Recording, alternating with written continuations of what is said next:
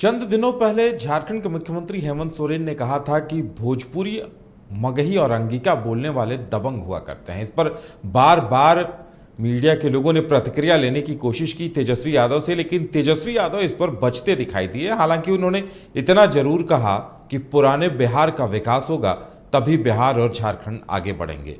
क्या कुछ कहा गया था इस मसले पर तेजस्वी यादव की तरफ से, सुनाते हैं हम आपको। तो हमारी कोशिश है कि जो पुराना जो बिहार है, जब तक पुराना बिहार विकसित नहीं करेगा तब तक जो है देश का विकास नहीं हो सकता।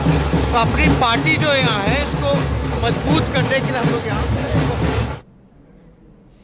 तेजस्वी यादव के इस बयान पर जब जेएमएम की प्रतिक्रिया ली गई तो जेएमएम ने क्या कहा, जेएमएम, कांग्रेस और बीजेपी ने क्या कुछ कहा, यह सब कुछ मायने रखता है। सबसे पहले तो बीजेपी ने इस पर सवाल उठाया कि आज तेजस्वी यादव पुराने बिहार की विकास की बात कर रहे हैं, लेकिन क्या झारखंड की जनता यह भूल पाएगी कि कभी लालू प्रसाद यादव ने कहा था कि झारखंड उनकी लाश पर बनेगा।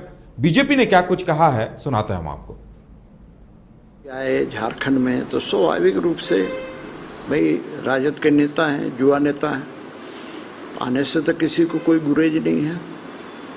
वैसे भी कश्मीर से कन्याकुमारी और अटक से कटक तक भारत एक है, कोई भी कहीं भी आ सकता है, जा सकता है। लेकिन झारखंड की जनता भूली नहीं है कि उनके पिता श्री लालू प्रसाद यादव जी बिहार जब में थे, झारखंड भी बिहार में था, मैं भी बिहार में विधायक था, तो कहते थे कि झारखंड का निर्माण मेरी लाश पर बनेगा। उन्हीं के सुपुत्र है ना तेजस्वी यादव जी।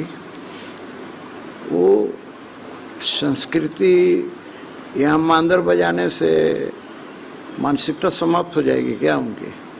वो मानसिकता नहीं समाप्त होगी। हर आदमी अपने अपने तरीके से राजनीति कर रहा है, ये राजनीति का विषय है। ये हेमंत सोरेन खुद राजनीति कर रहे हैं, वो ध्रुवीकरण कर रहे हैं उसके माध्यम से। ये देख रहे हैं कि भाई मेरा जो वोटर बैंक है, वोट है, वो गड़बड़ा ना जाए, इसलिए उस तरह की बात कर रहे हैं। भाई आप गठबंधन में हैं तो हेमंत सोरेन से पूछिए कि भाई आप ऐसे बयान क्यों देते हैं। नहीं पूछ सकते हैं, क्योंकि उनको सत्ता का रसवादन करना है झारखंड में भी। पुराना बिहार अगर वो बोलते हैं तो मुझे उसमें कोई कुछ गलत नजर नहीं आता।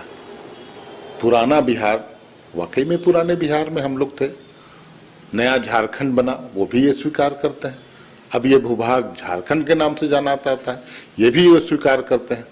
लेकिन मैंने बताया कि अभी देश और राज्य के सामने जो सबसे बड़ी चुनौती है सांप्रदायिकता से लड़ने की, और जो 2-4 लोगों का शासन व्यवस्था है, तानाशाही शासन व्यवस्था है, 2 मिलकर सब पूरे देश को बेच रहे हैं, 2 खरीद रहे हैं। यही 4 लोगों की का पूरा देश है, 4 लोगों की शासन व्यवस्था है। इसको चुनौती देना और इससे लड़ना सबसे महत्वपूर्ण बात है। निश्चित तौर पर प्राथमिकता में अगर देखें तो ठीक है, भाषा के मुद्दे हैं, ये सब मिल बैठकर हम लोग बात कर लेंगे। लेकिन सबसे बड़ी बात है जो सरकार चल रही है, तानाशाही की सरकार चल रही है, जो आम जनता आज महंगाई से त्रस्त है, परेशान है, उससे निजात कौन दिलाएगा? तो ये भाजपा वाले बात को डाइवर्ट करते हैं। भाषा के मुद्दे को हम, ठीक है, हम लोग इसको देखेंगे, बात करेंगे, हमारा गठबंधन है, बीच में उनको बोलने का कोई अधिकार भी नहीं है।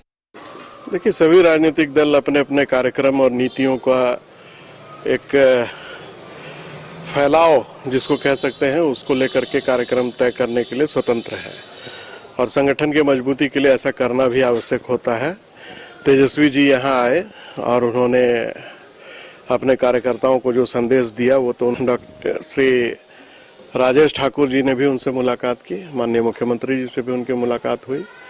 दोनों ने एक दूसरे को शुभकामनाएं दी, नवनियुक्त अध्यक्ष को उनके बेहतरी के लिए शुभकामनाएं दी, और राजेश ठाकुर जी ने खुलकर कुछ विषय हैं जैसे ओबीसी आरक्षण, नियोजन, इन सारे विषयों पर चर्चा की और पार्टी का रुख बताया, और उनसे भी आग्रह किया कि आप मुख्यमंत्री से जब मुलाकात करें तो इन विषयों पर चर्चा करें, क्योंकि अब समय आ गया है कि पार्टी को हर विषय में राजनीति दिखाई देता है।